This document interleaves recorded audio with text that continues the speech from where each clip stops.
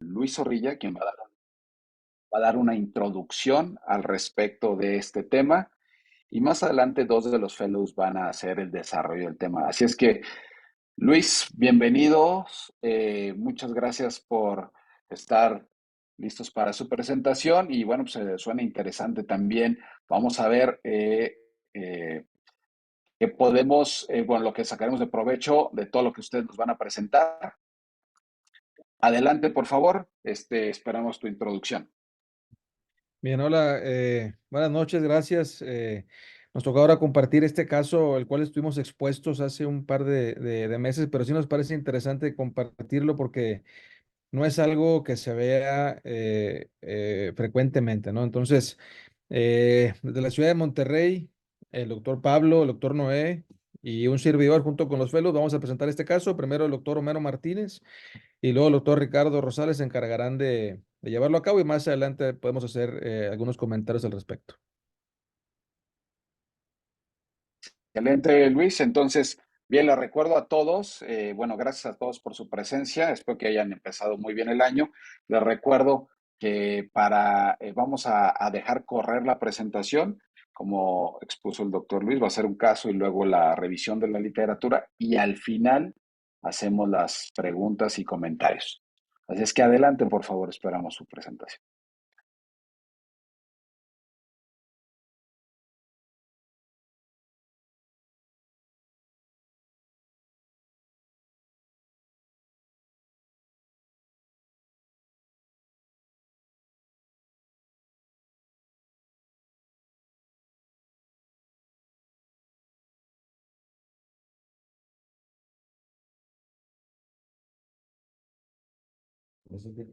¿Ya está?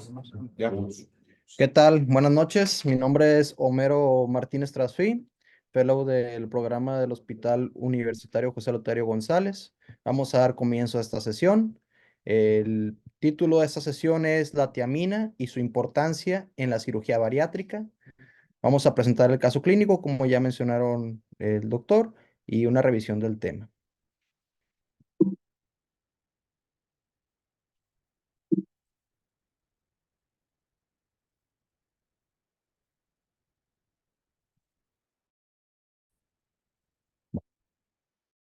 Como ficha de identificación, nuestra paciente es de sexo femenino.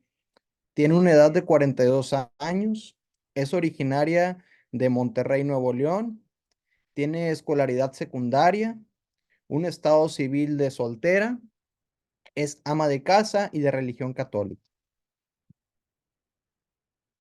Como antecedentes familiares hay hipertensión arterial, antecedentes personales no patológicos, realmente todos estaban negados.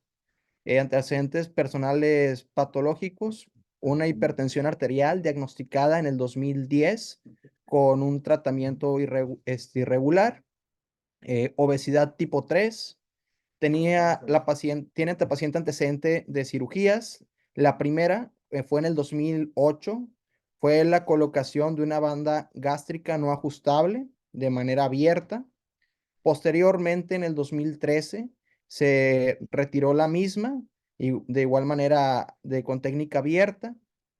Y en el 2021, la paciente se sometió a una cirugía de bypass gástrico, de una anastomosis, la cual cabe mencionar que de inicio fue por medio de técnica laparoscópica y posteriormente por la dificultad que mencionan tener el cirujano que la operó, que fue en otro centro. Hubo una conversión abierta para poder terminar la cirugía. La paciente inicia su padecimiento posterior a la cirugía al presentar intolerancia a la vía oral. Ella comentaba que presentaba muchas náuseas y vómito después de ingerir alimentos. Todo esto fue durante un mes posterior a la cirugía. Ella acude a una valoración en medio privado y es manejada de manera ambulatoria, pero por la persistencia de la sintomatología, y en los siguientes días agregándose dolor abdominal referido intensidad 10 de 10 en epigastrio, fue por lo que acudió a nuestro hospital a ser valorada. Estos son los signos vitales de nuestra paciente.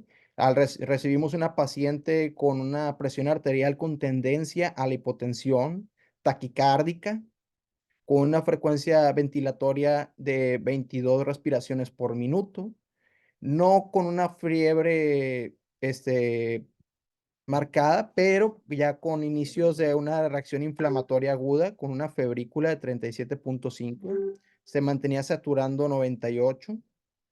La paciente tenía un peso de 130 kilogramos. Previo a la cirugía del bypass, ella pesaba 147, con una talla de 1.50 metros, con un IMC calculado de 57.8.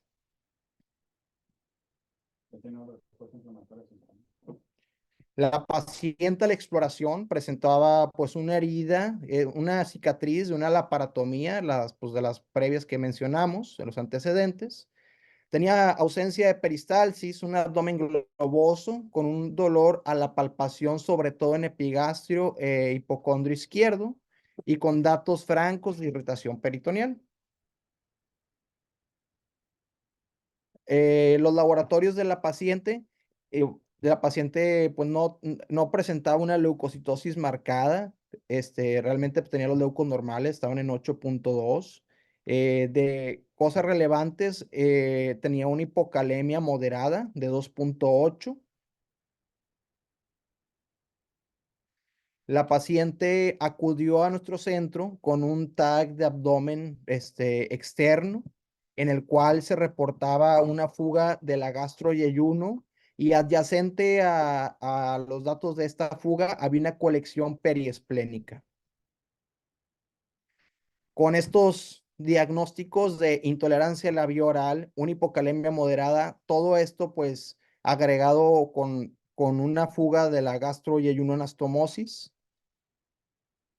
la paciente se comenzó a dar un manejo en base a pues, guías de sepsis, ¿verdad? Agregándole 3 litros de oxígeno a la paciente con una monitorización continua. Se mantuvo en ayuno. Se le agregó un plan de líquidos de a 100 cc más 2 kcl. Se le colocó un catéter venoso central. Cabe mencionar que la paciente se mantuvo con vómito, y al colocarle una sonda nasogástrica, esta tuvo pues drenaje biliar y con una mejoría sintomática.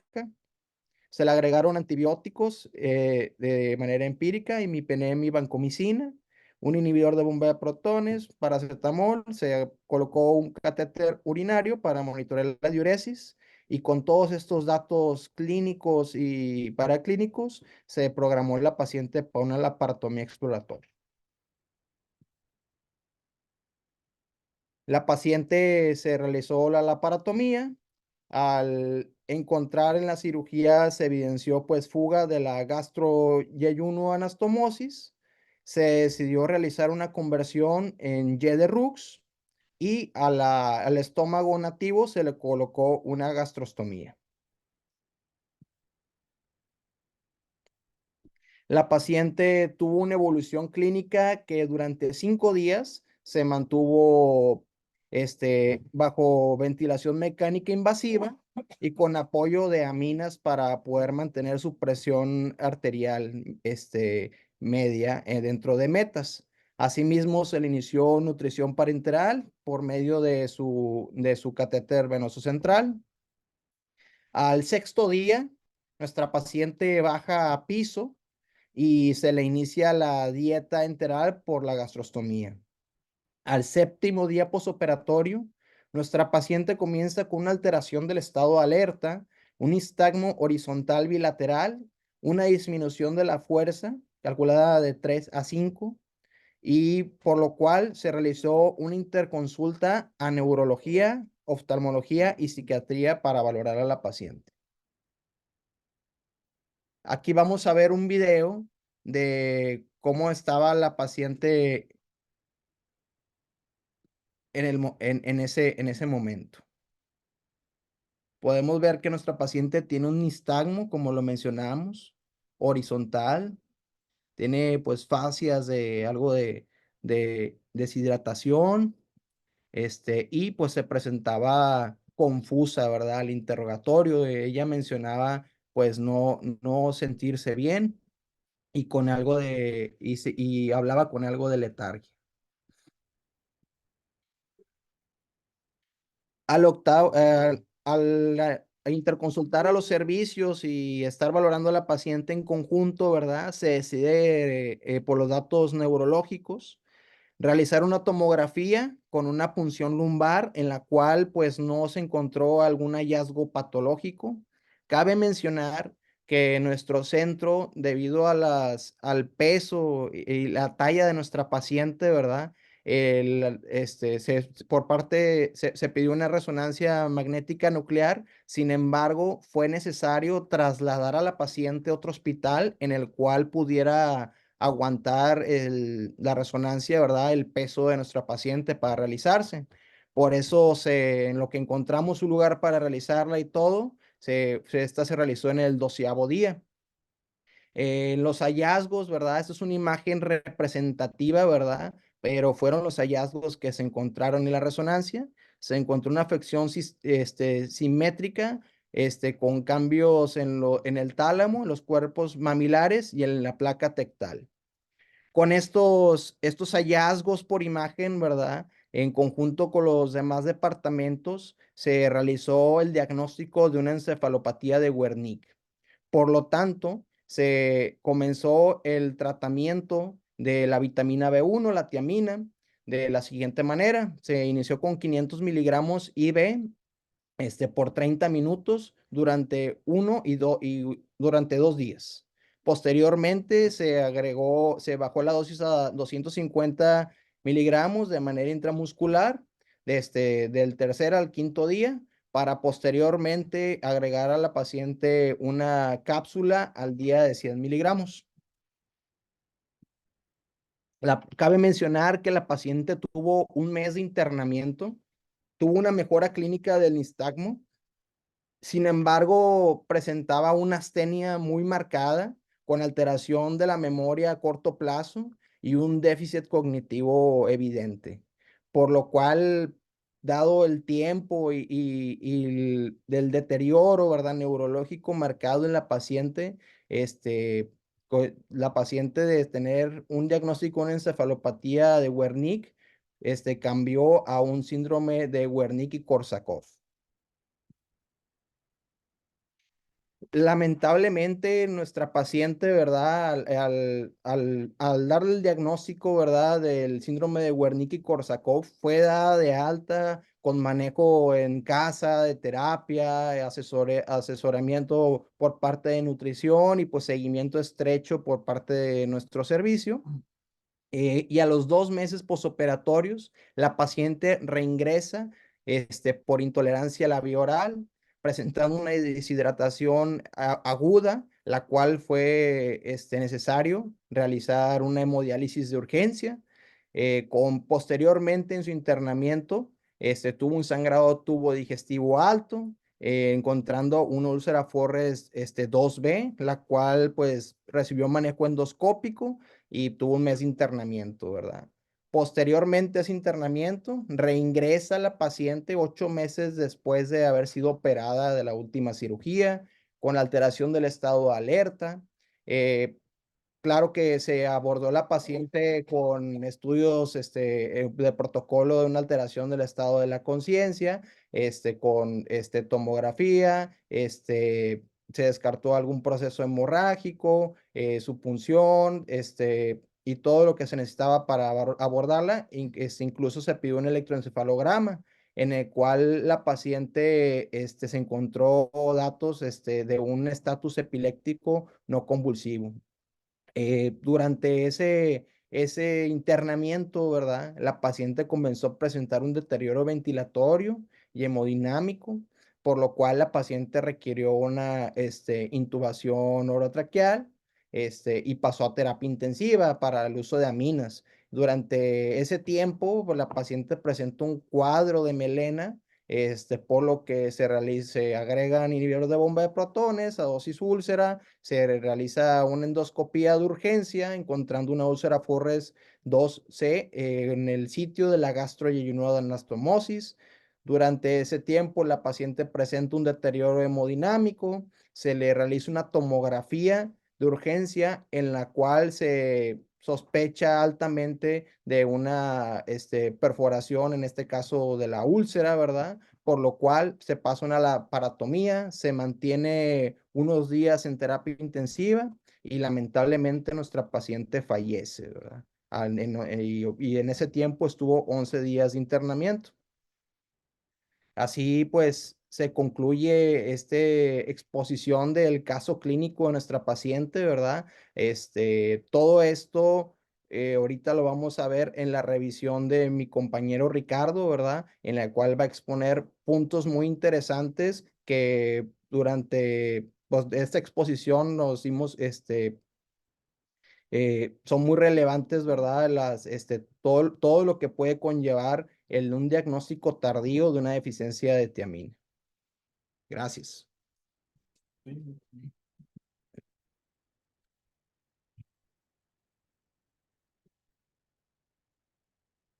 ¿Qué tal? Buenas noches. Mi nombre es Ricardo Rosales Rocha. Soy fellow también del curso de alta especialidad de cirugía bariátrica de aquí con sede en el Hospital Universitario de Monterrey. Vamos a empezar un poquito con la revisión del tema, sobre todo lo que son los puntos importantes a tratar. Y después vamos a ver de estos puntos que son importantes, cuáles de ellos presentaba nuestra paciente y cuáles son las complicaciones que no quisimos que presentara, ¿verdad? De manera de introducción, pues nosotros sabemos que los beneficios de la cirugía bariátrica y metabólica pues son indiscutibles, tanto en lo que es la baja de peso, que la mejora de las diferentes comorbilidades. Las restricciones en cuanto a la ingesta de alimentos y los cambios anatómicos que se tienen propios de la cirugía, pues van a predisponer a muchas complicaciones.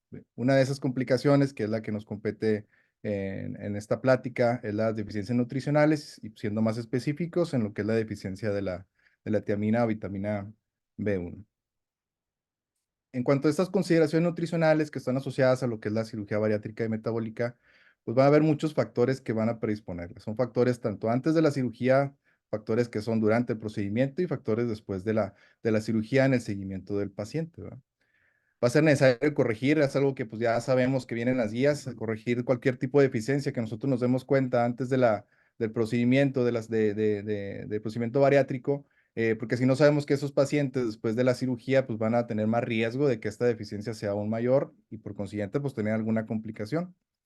El impacto en cuanto a la absorción de nutrientes pues va a variar según el procedimiento, como ya lo sabemos, ya sea reduciendo el tamaño del estómago, modificando la longitud de las asas, por ejemplo, la longitud de la asa alimentaria, asa pancreática, del asa común, del asa aferente o del asa deferente. Entonces, pues va a haber muchas variables que vamos a encontrar en estos pacientes para que posteriormente pues puedan tener alguna complicación a nivel nutricional.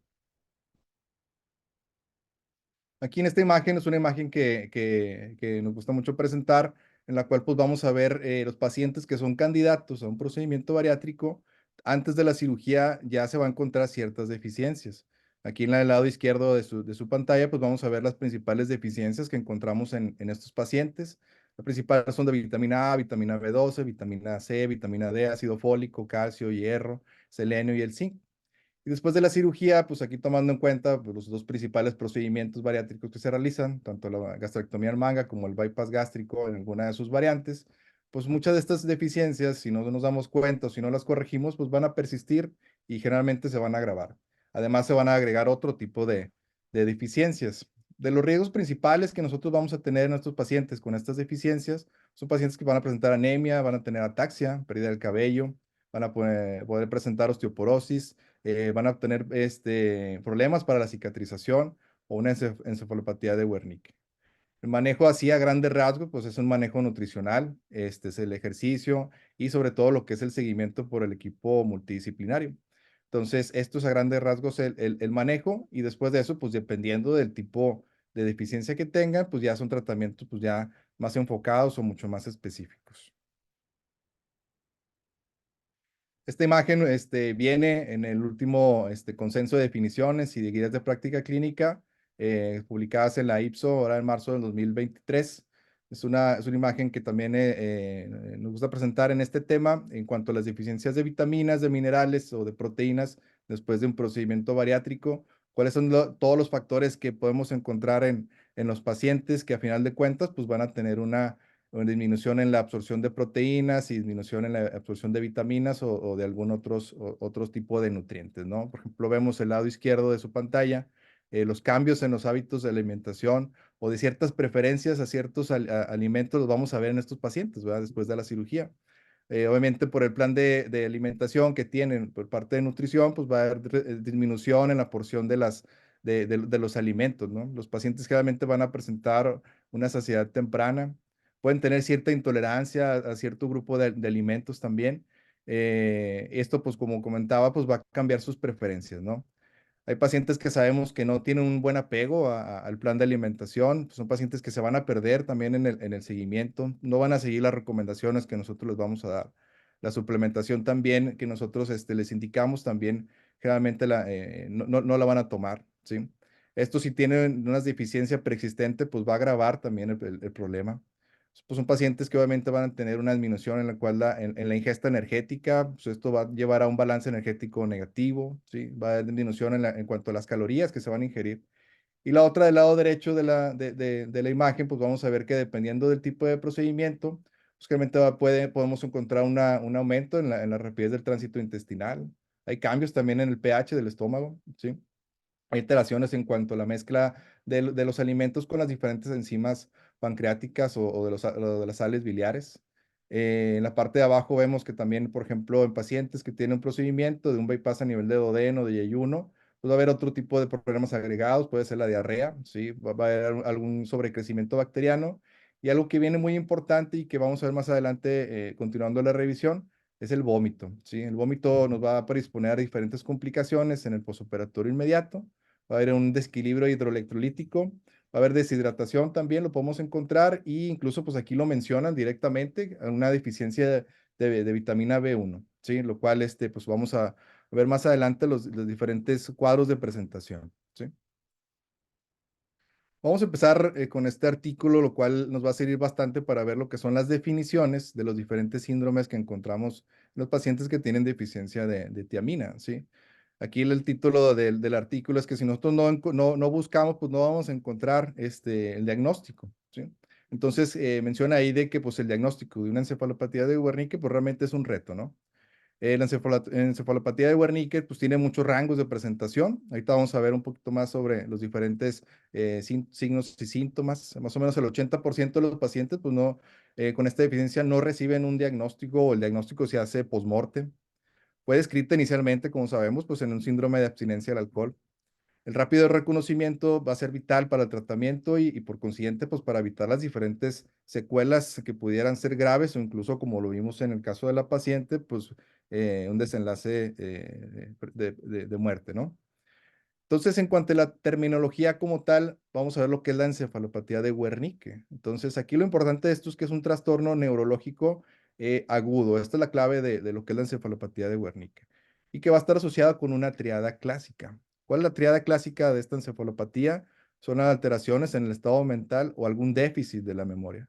La otra son nistagmos o algún tipo de oftalmoplejía o algún trastorno que involucra los movimientos oculares.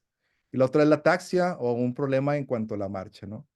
Algo que hay que recalcar es que esta triada clásica, como se menciona, se presenta en la minoría de los pacientes. La mayoría de los pacientes vamos a encontrar uno, dos o tres datos clínicos, pero la mayoría no van a tener esta triada clásica. Pero es importante conocerla porque es lo que nos va a alarmar de que el paciente pudiera tener este tipo de deficiencia, ¿no? La otra es lo que se conoce como el síndrome de Korsakoff. Aquí son síntomas que son neuropsiquiátricos, que aquí lo importante es que estos son crónicos, a diferencia de la encefalopatía de Wernicke, estos son crónicos y son completamente irreversibles, ¿no? Está presente en la mitad de los pacientes que lograron sobrevivir o lograron recuperarse a una encefalopatía de Wernicke. Los datos clínicos principales son pacientes que tienen un tipo de amnesia global, tienen apatía, tienen desorden cognitivo Y estos pacientes que inicialmente tuvieron una encefalopatía de Wernicke, que es más o menos vemos que es la mitad de los pacientes que sobreviven y que evolucionan a estos datos crónicos, que son irreversibles, pues ya como tal se le conoce a estas dos cosas como un síndrome de Wernicke-Korsakoff. Otras definiciones también que es importante, lo que es el wet beriberi, que son trastornos sistémicos que afectan el sistema cardiovascular. Es causado por lo que es una falla cardíaca con todos los síntomas que tiene lo que es una falla cardíaca congestiva. El dry beriberi, que es un daño en el sistema nervioso que incluye una polineuropatía y como tal lo que es una encefalopatía de Wernicke. Lo importante o lo relevante de esta polineuropatía, como la describen, es que es ascendente y que el paciente pues, realmente sí presenta o refiere bastante dolor, ¿sí? Y la otra como tal, asociada a lo que es a la cirugía bariátrica o el bariatric beriberi, pues tiene diferentes factores asociados, lo que es la malabsorción o la disminución en cuanto a la ingesta de los alimentos, ¿no?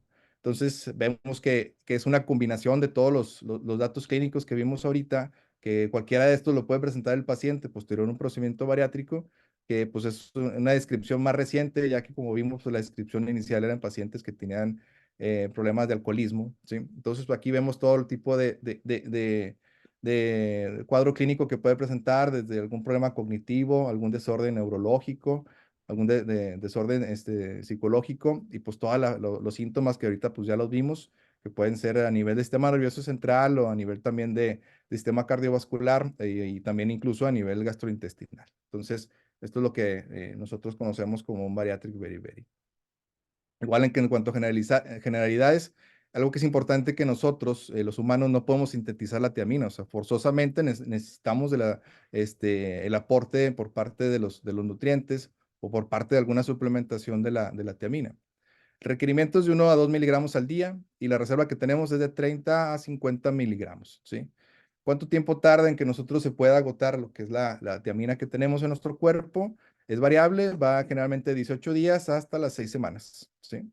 A diferencia de otros animales, pues en los seres humanos las concentraciones cerebrales tienden a ser bajas. Entonces, ese es uno de los motivos por el cual los pacientes que tienen esta deficiencia, pues uno de los principales síntomas iniciales, pues van a ser a nivel de neurológico, a nivel del sistema nervioso central. Como estamos sondando en el tema de la tiamina, pues yo creo que es relevante ver un poquito sobre lo que es el metabolismo y las diferentes formas bioquímicas en las cuales se puede presentar. Una de ellas es la tiamina libre como tal, la otra es la tiamina monofosfato, la tiamina difosfato, que esa es la principal forma activa de la tiamina, por eso ahí lo pusimos un círculo en rojo. La otra es la tiamina trifosfato, ¿no? Entonces, nosotros al momento de que ingerimos los alimentos en el lumen, pues va a haber diferentes fosfatasas intestinales. Estos van a convertir la tiamina en tiamina libre. Nosotros vemos aquí en la parte B de la imagen de su lado izquierdo, donde vemos ahí representado lo que es un enterocito, ahí en el lumen apical. Nosotros necesitamos de unos transportadores para que esta tiamina pueda entrar dentro del eritrocito. De esto pues, son dos principales, lo que es el THTR1, el 1 y el 2, ¿verdad? Entonces la tiamina pues entra como tal al enterocito y a su vez esta tiamina para pasar hacia la membrana basal y por consiguiente a la circulación necesita de otros transportadores. Pero también hay entrada libre de la tiamina, la cual pues va a tener diferentes grados de fosforilación a su forma activa y de eso pues al momento de pasar al torrente sanguíneo pues va a ir a los diferentes órganos donde va a cumplir su función. En las diferentes células, en estos órganos, pues va a haber otros transportadores, los cuales pues ya esta tiamina en sus diferentes presentaciones, pues ya dentro del citosol, pues tiene diferentes funciones. Va a tener injerencia en lo que es en el ciclo de las pentosas, va a hacer efectos antioxidantes, síntesis de ácidos grasos y la formación de los nucleótidos, que pues son la base de los ácidos nucleicos, pues, el ADN y el ARN, ¿verdad? ¿Cuál es la vida media de la tiamina? De 14 a 18 días. Y otra, viene pues, una respuesta del examen inicial, que es el sitio principal donde se absorbe la tiamina, va a ser en el duodeno y en el ayuno proximal. ¿Por qué motivo? Porque es donde más se tiene estos transportadores. Entonces, pues, ¿cuál va a ser la causa o por qué la diferencia de tiamina va a tener alguna lesión o datos en nivel del sistema nervioso central? Pues exactamente toda la variedad de síntomas no se tiene alguna explicación, pero lo que sí se conoce, pues que hay una acidosis láctica local, hay disrupción de la barrera hematoencefálica, hay toxicidad de las células neurales, hay inflamación. y pues hay una cantidad de insuficiencia del ATP celular. Vemos ahí en la parte inferior derecha de su pantalla lo que es al momento en la glicólisis como tal, pues hay un paso de lo que es el piruvato a la acetilcoenzima A y pues se necesita lo que es la piruvato deshidrogenasa. La función principal, por ejemplo, de la tiamina difosfato, que va unida como una coenzima a la piruvato deshidrogenasa, es esta conversión, ¿verdad? Entonces, en los pacientes que tienen deficiencia, no se lleva a cabo esta conversión, se queda como acumulado el piruvato y como los niveles tienen que ser iguales del piruvato y del lactato, entonces, por consiguiente, aumenta los niveles de lactato, produciendo la que es la acidosis láctica local. Entonces, ¿quiénes se ven más afectadas? Pues las células que requieren más energía, ¿no? Más consumo de energía. Pues estas son las principales a nivel del sistema nervioso central. Aquí en este artículo, en el cual pues vamos a ver lo que es el monitoreo de los diferentes micronutrientes después de un procedimiento bariátrico y cuál es el riesgo de este, ¿no? Este estudio es un estudio observacional en el cual se monitorizó lo que son los micronutrientes en 2 hospitales públicos en Australia. Esto fue antes, al mes, 3 meses, 6 meses y a los 12 meses después del procedimiento bariátrico, ¿no? Se dividió nada más en 2 grupos, lo que es el grupo de bypass, lo cual incluía bypass gástrico en Y-Roux y bypass gástrico de una anastomosis, fueron 66 pacientes, y el grupo de manga gástrica fueron 144 pacientes. Ellos tenían un protocolo de suplementación tanto antes como en el posoperatorio, dependiendo también de la deficiencia. Pero sí, lo que ellos utilizaban después en el posoperatorio, mencionaban que era Centrum Advance 2 veces al día. Y dependiendo si algún laboratorio salía alguna alteración de algún micronutriente, pues daban ya tratamiento específico. Aquí, pues en la gráfica de su parte superior izquierda, como vemos el estudio, pues no únicamente hacía mediciones de tiamina, sino hacía mediciones del resto de los micronutrientes, ¿va? Pero aquí pues vemos en la parte en rojo lo que es de la tiamina, pues vemos que realmente los pacientes, muchos antes de la cirugía no tienen una adecuada suplementación o apego, lo que es a la suplementación. Pero esta iba mejorando al cabo de los 6 meses o al cabo de los 12 meses, comparado con antes de la cirugía y a los primeros 1 a 3 meses, ¿no? En la parte inferior derecha, vemos también en cuanto a la deficiencia de tiamina, la división que se hizo en cuanto a bypass gástrico y una gastrectomía en manga. Entonces, vemos que en el preoperatorio, en el grupo de gastrectomía en manga, la deficiencia que se encontró fue de 9%, la más alta fue de los primeros de 1 a 3 meses, de un 13%, y vemos como a los 12 meses, pues era una deficiencia de 1%. Y en el otro grupo de bypass gástrico, antes de la cirugía fue del 6%, la deficiencia o la más alta fue al 1 a 3 meses con 21%, y vemos cómo también pues, fue mejorando conforme pasó el tiempo con un 4%.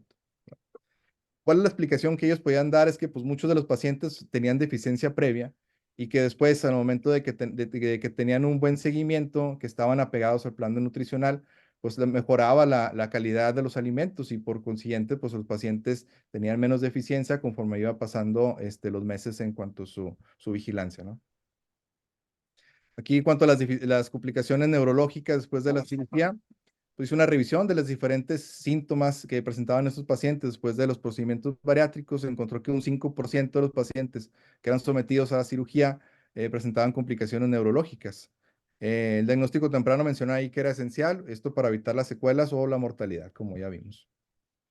Entonces aquí ellos dividieron estos datos clínicos en tiempo según la presentación, ¿verdad? Ellos vieron que lo principal que pasaba en el posoperatorio inmediato pues eran problemas de compresión por alguna neuropatía o alguna lesión, por ejemplo, del plexo braquial. Después vieron que en un tiempo medio, las primeras semanas o meses después de la cirugía, es cuando ya se presentaba, por ejemplo, la deficiencia de tiamina, ¿no? Con una encefalopatía como tal o una neuropatía periférica, ¿no? Ellos encontraron también lo que mencionábamos, que la triada realmente de la encefalopatía de Wernicke se presentaba en la minoría de los pacientes, ¿no?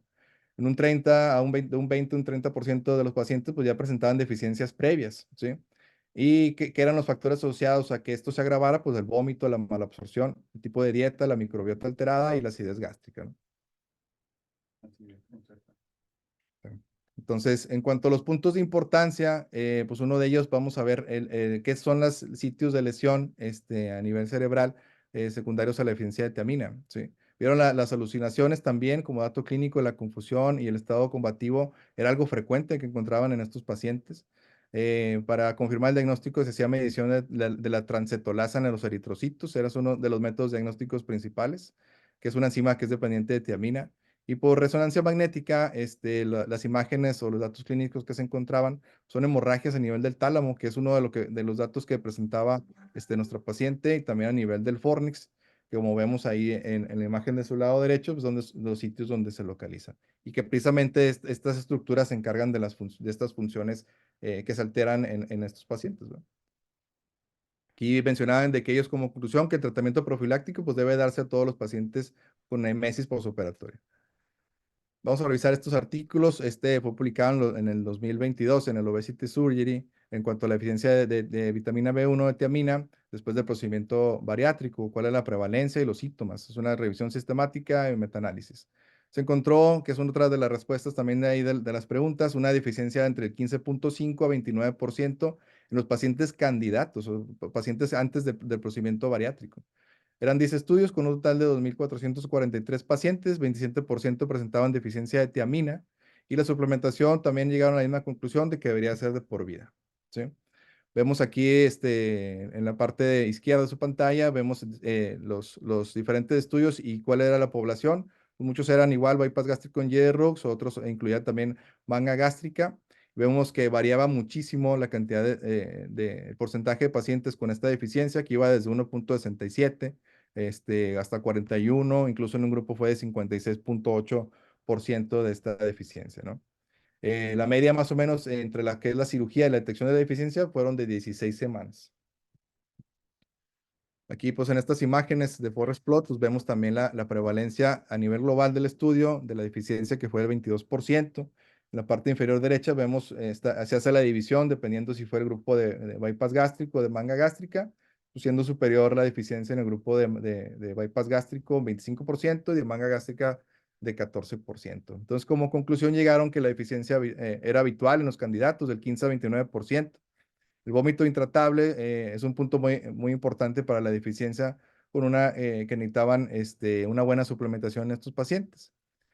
Son más vulnerables la fase inicial entre 1 y 3 meses. El diagnóstico por los valores séricos menor de 20 microgramos. Igual como conclusión que los síntomas que ellos encontraron más comunes fue anorexia, náusea, vómito, la constipación, la pesadez o debilidad, calambres y la taquicardia. Los síntomas tardíos que vieron ellos fue la encefalopatía de Wernicke, pues, con la triada clásica, que como que sabemos no se presenta en la mayoría de los pacientes, o como tal ya un síndrome de Korsakoff, ¿sí? En tratamiento, ellos lo que ponían ahí como tratamiento era un monitoreo de la tiamina al menos por los 6 meses en el posoperatorio, ¿sí? Aquí aprovechamos para ver las diferentes presentaciones. Sabemos que hay muchas en el mercado, hay presentaciones vía oral, generalmente vienen de 100 miligramos, que vemos hay una que viene de 500 miligramos. Hay presentaciones intramusculares, lo que es el Trivedose, la Bedoyecta, que generalmente la dosis que viene son de 100 miligramos de tiamina, y las otras presentaciones que vienen como tal tiamina intravenosa, que vienen generalmente de 500 miligramos, ¿sí? Ya este es el último estudio, que es el estudio más reciente, publicado ahora en el 2023, igual en el Obesity Surgery, que es en cuanto a la prevalencia de tiamina y su deficiencia, tanto antes como después del procedimiento bariátrico. Igual una metaanálisis y revisión sistemática. Igual fueron estudios relevantes sobre la deficiencia de tiamina los que se incluyeron en pacientes candidatos. Aquí fueron más estudios, fueron 41 que dieron ya un número de pacientes mucho mayor, que es el estudio que más pacientes tiene, con 10.762. Vieron que el estrés quirúrgico, las alteraciones anatómicas, la restricción y las alteraciones en cuanto a la dieta, pues eran los principales factores asociados, y coincidieron en el mismo porcentaje de prevalencia de deficiencia previa a la cirugía de un 15.5 al 29, ¿sí? Entonces aquí la prevalencia que vieron así a nivel global antes de la cirugía fue del 7%, con un rango del 4 al 12%. Vieron que desde los estudios, los estudios que eran de Francia es donde vieron la mayor deficiencia, el 26%, y vieron que en estudios que venían de Suiza, Italia, vieron que ningún paciente, según lo que ellos reportaban, tenía deficiencia previa. Y en esta gráfica fue el seguimiento a un año, fueron los estudios que sí reportaron el seguimiento a un año. Entonces, lo que vieron así como conclusiones principalmente es que a los 3 meses es cuando más se encontraba la deficiencia con un 19%, reportado únicamente en 4 estudios. A los 6 meses de 9, al año fue del 3 al 9%, y por ejemplo a los 4 años fue de un 6%. Aquí hicieron igual la misma división, dependiendo si el paciente era sometido a un bypass gástrico o una gastrectomía en manga. Y pues aquí, a diferencia del otro estudio, los resultados dieron de que realmente fueron iguales. Fue del 5% en el grupo del bypass gástrico, con un rango de un 2 a un 10. Y en el grupo de manga gástrica fue igual, de un 5%, igual con el rango del 2 al 8%, ¿no? Como discusión, las guías de la SMBS recomiendan la suplementación de tiamina, que son dosis de 50 a 100 miligramos, que es como vienen prácticamente en el mercado, que deben de exceder los requerimientos en la dieta de 12 miligramos. Entonces, esta es como viene en estas guías de la SMBS, la forma en cómo vamos a tratar a los pacientes. Pacientes que tienen síntomas leves o que tienen el riesgo de presentar deficiencia, se va a dar de 100 miligramos de tiamina bioral 2 a 3 días, y después seguimos con la suplementación habitual. Pacientes que tienen ya datos clínicos más importantes por la deficiencia, se pueden dar 200 miligramos de tiamina intravenosa 3 veces al día o 500 miligramos una vez al día. Después seguimos con 250 durante 3 a 5 días. Y si el paciente ha mejorado, pues ya podemos seguir con la suplementación viral de 100 miligramos. La otra es que también se puede utilizar 250 miligramos de vitamina intramuscular, esto diario, durante 3 a 5 días y lo mismo. Después continuamos con la tiamina bioral, 100 miligramos de forma continua, ¿no? Entonces ya como discusión, pues el diagnóstico se hace en general entre 8 a 15 días después de la cirugía. Lo más común son las neuropatías periféricas y el cansancio, que eso es lo que presentaba también la paciente del caso clínico. La suplementación intravenosa en general pues da una resolución rápida de los síntomas. La deficiencia tiene una correlación inversa con el tiempo, como vimos, entre mayor tiempo pase después de la cirugía, con un buen seguimiento, los pacientes tienen menos incidencia de deficiencia, ¿no? Y pues no se puede afirmar lo que es un impacto directo de la cirugía con la deficiencia. Esto debido a que muchos de los pacientes, de un 15 a un 30% que son candidatos, pues tienen ya esta deficiencia antes del procedimiento. Entonces, pues estas son las 3 cosas principales: saber el número de pacientes que tienen deficiencia previa, un 15 a un 30, y después de la cirugía, la cual pues varía según el tiempo, pero tener en cuenta que los primeros 3 meses son los más importantes. Tener siempre en cuenta la sospecha del diagnóstico, no retrasar en caso de que tengamos la sospecha, esperarnos a un diagnóstico como tal por imagen, un diagnóstico bioquímico, sino empezar el tratamiento una única a la vez que nosotros tenemos esa sospecha. Y pues conocer lo que es el tratamiento que deben de tener nuestros pacientes para evitar las complicaciones o alguna secuela como tal o la muerte. Es algo de la bibliografía que tuvimos para la revisión. Y pues agradecemos la atención y pues quedamos abiertos a cualquier duda, pregunta sobre el tema. Gracias.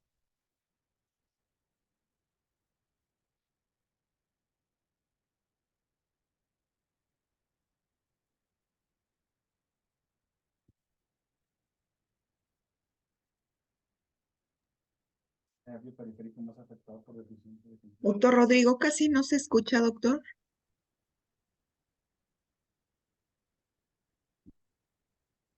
Sigue sin escucharse, doctor.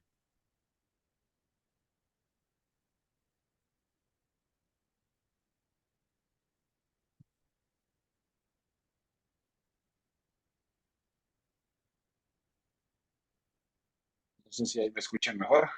Ah, sí. Gracias, doctor. Adelante. Perfecto. Bien, gracias. Bueno, pues muy interesante, gracias por la presentación, bien estructurada. Y bueno, pues pone de manifiesto que es algo que tenemos que estar vigilando y la importancia del manejo también multidisciplinario. Si alguien tiene algún comentario, por favor, es el momento de levantar la mano aquí en el chat para poder hacer sus comentarios o preguntas.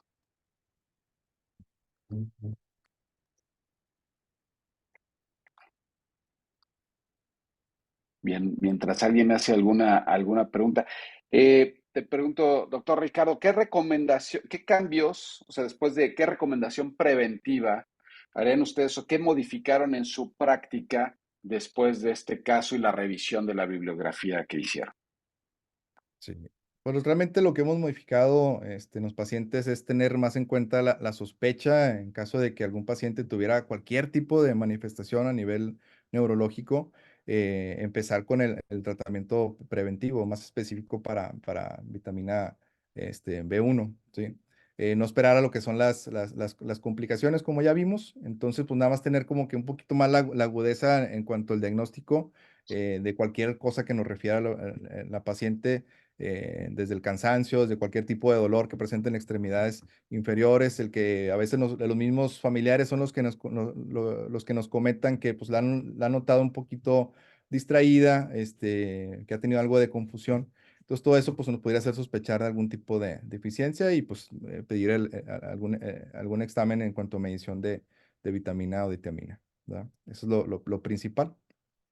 Bien, ¿y preoperatorio recomendarías algo, viendo la prevalencia de deficiencia preoperatoria? ¿Recomendarías que aún sin tener un estudio que determine la deficiencia, empezar con alguna suplementación preoperatoria?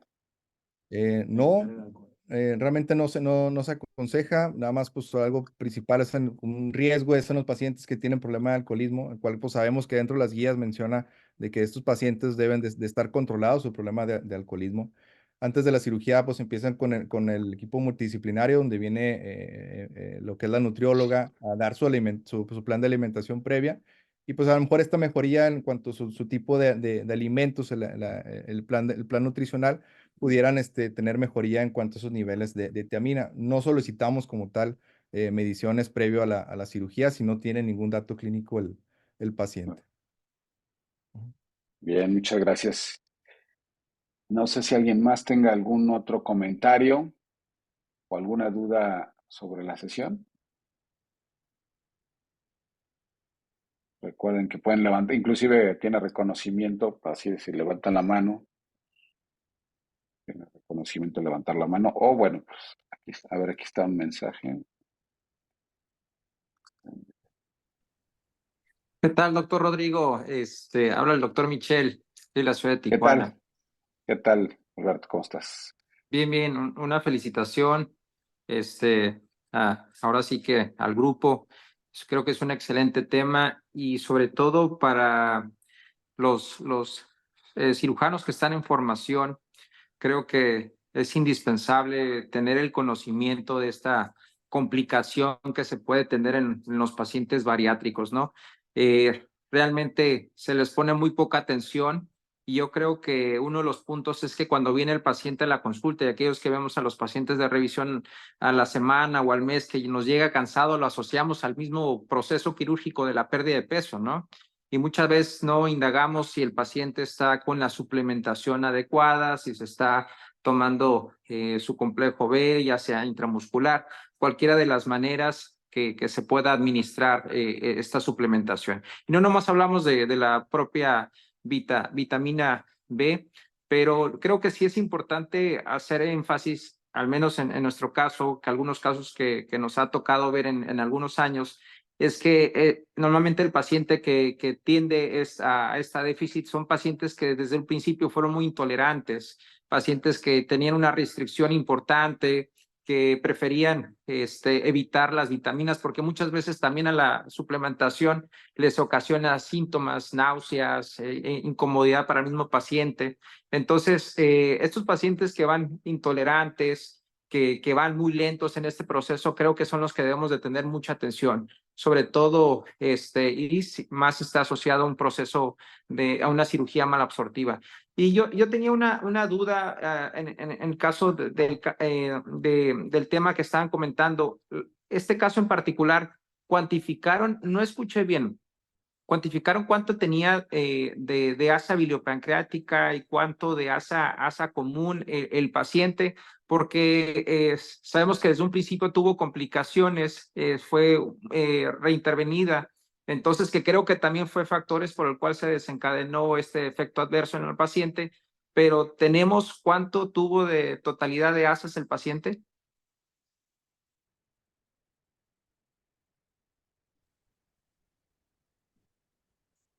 Hola, hola. Hola, Michelle, buenas noches. Buenas noches.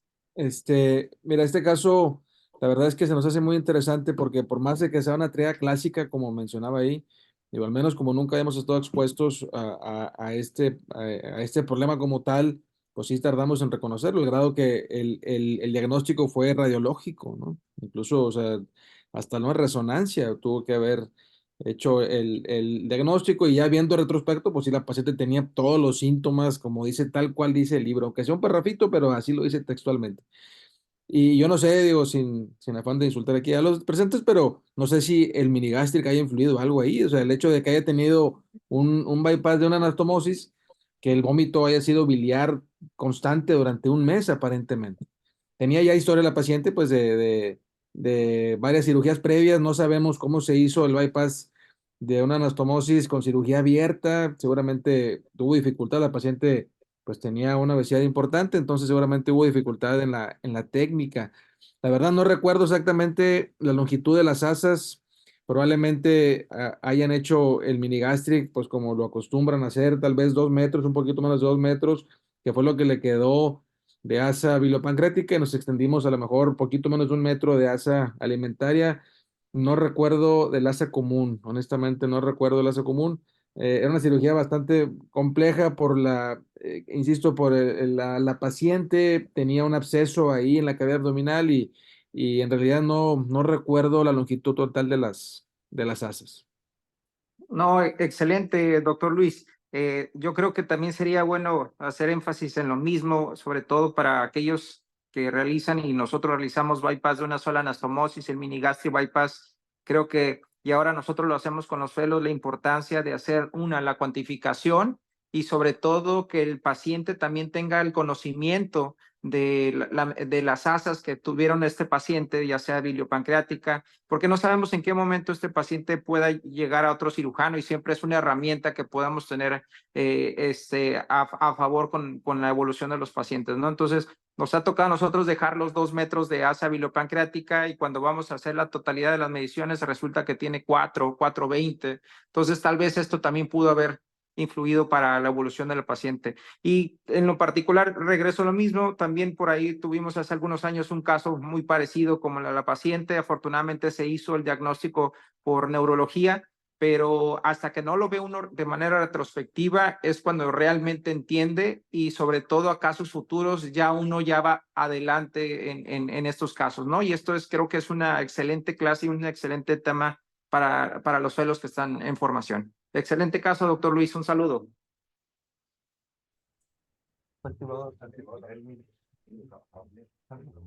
Muchas gracias, Alberto, por tu participación. No sé si existe algún otro comentario. ¿Qué tal, Noé? Adelante. Estamos adelante. Gracias, Rodrigo. No sé si algunos de ustedes hayan visto lesiones de nervio periférico por deficiencia de complejo B.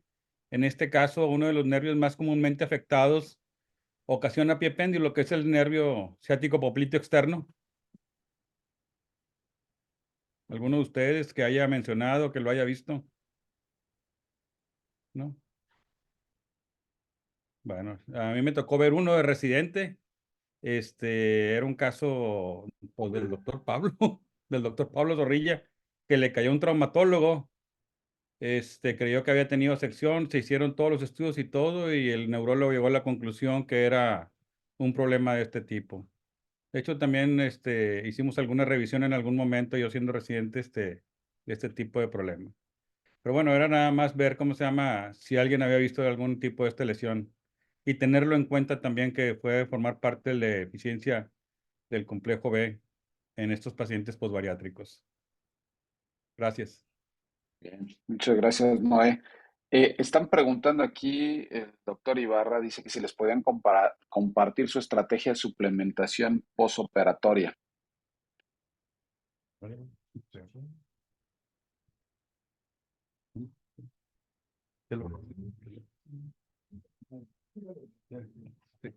De la suplementación como tal, pues corre por parte de lo que es de nutrición.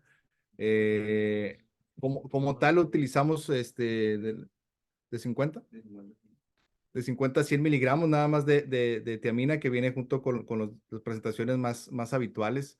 realmente se deja muchas de las ocasiones dependiendo también de lo que puede costear el paciente, el tipo de suplementación, pero igual ahorita por el chat se la podemos hacer así llegar a la suplementación que nosotros utilizamos de forma más específica.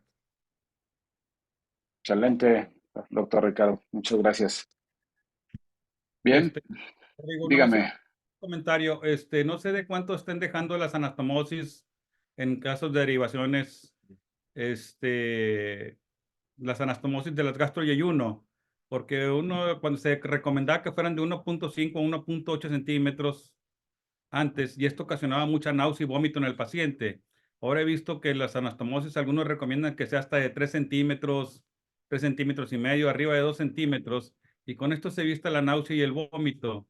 Pero alguien que haga anastomosis más pequeñas, de 1.5 centímetros, más o menos de diámetro. No sé cuánto las hagan los demás colegas. Alguien que quiera informarnos. Tú, Rodrigo, ¿de cuánto las haces? 2.5. 0.5, ok. 2.5, sí. Sí, realmente no siento que yo personalmente que una restricción extrema pueda hacer la diferencia. 2.5 queda. Ok. Bueno.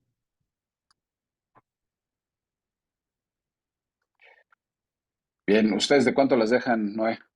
2 centímetros más o menos ya prácticamente. 2 centímetros prácticamente. 2 centímetros. Bien. Bueno, pues listo. ¿Tienen algún último comentario, doctor Luis, doctor Ricardo, Homero, Noé? Sí. Listo. No, pues nada, simplemente agradecer y bueno, espero que nos sirva a todos este caso, ¿verdad? Porque honestamente no se ve con frecuencia y sí puede tener, bueno, como en este caso, un desenlace fatal en la paciente, ¿no? Una consecuencia que es irreversible y ya no hay vuelta atrás únicamente por no hacer un buen diagnóstico y un buen manejo desde el posoperatorio inmediato.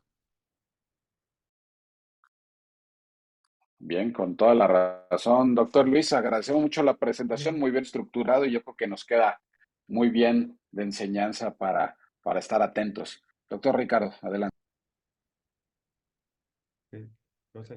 Sí, entonces aquí pues, lo importante en cuanto a las conclusiones es nada más que tener en cuenta y sospechar ante que cualquier síntoma neurológico de que pudieran tener esta deficiencia, no solo de esta, sino de cualquier otra, y pues ante cualquier sospecha, pues no esperar lo que es algún resultado de imagen, un resultado bioquímico y pues empezar con la suplementación. Y mucho énfasis también en los pacientes que presentan vómito después de la cirugía, que pues como sabemos es un dato muy, muy común. Y si ese vómito no es tratado a tiempo o persiste durante muchos días, son pacientes que van a tener mucho riesgo de que puedan presentar este tipo de deficiencia. Excelente, muchas gracias, doctor Ricardo. Muy bien, pues hemos llegado al final de la sesión. Estamos justos con la hora cumplida. Les tengo algunos anuncios para terminar. Bueno, primero el doctor Sergio Verbunen estaba en cirugía, se disculpó al principio. No sé si tengo ahorita oportunidad de generar algún mensaje. Sin embargo, bueno, les anuncio la próxima sesión. Es el próximo 31 de enero. Es a cargo del Instituto Internacional de Medicina Metabólica. Doctor Ariel Ortiz es el director de ese centro académico. Y también tenemos la reunión en Puebla con el tema, bueno, de todo el congreso, es complicaciones en cirugía bariátrica, para que lo tengan en cuenta. Es el 29 de febrero al 2 de marzo. Al doctor Sergio, adelante. Hola, ¿qué tal? Es un gusto ver sabemos que este tipo de cirugía, la cirugía ileal prácticamente, el bypass de una anastomosis, el SADIS, van a estar muy relacionados a este tipo de problemas de vitaminas. Tenemos que estar bien conscientes de ellos desde que proponemos estos procedimientos y suplementación es la clave. Yo ya he tenido algunos casos, algunas complicaciones de avitaminosis y este caso pues hace conciencia para todos los que estamos haciendo este tipo de procedimientos. Es lo bueno y lo malo del procedimiento, pero realmente agradezco que lo hayan presentado Muy bien presentado, lo estuve escuchando al máximo, no quise tener el video porque estoy en quirófano todavía, pero quiero felicitar a los doctores Zorrilla y a Ricardo y a Luis, todos, un excelente trabajo. Muy buena tarde y nos estamos viendo en Puebla. Bien, entonces los esperamos en Puebla. Les recuerdo por último, tenemos la encuesta de manga gástrica en México. Les voy a volver a enviar la encuesta porque ya la vamos a finalizar para que todos aquellos que nos quieran ayudar para tener esa estadística que necesitamos sobre la práctica de la cirugía de manga en México. Es que nos vemos.